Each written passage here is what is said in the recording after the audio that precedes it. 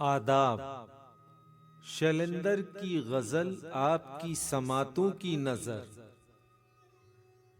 हैं सबसे मधुर वो गीत जिन्हें हम दर्द के सुर में गाते हैं। जब हद से गुजर जाती है खुशी, आंसू भी छलकते आते हैं। पहलू में पराए दर्द बसा के हंसना हंसाना सीख जरा। तूफान से कह दे घर के उठे, हम प्यार के दीप जलाते हैं। कांटों में खिले हैं फूल हमारे, रंग भरे अरमानों के। नादान है जो इन कांटों से दामन को बचाए जाते हैं।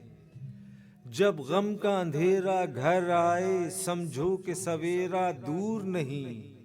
हर रात की है सौगात यही, तारे भी यही दोहराते हैं।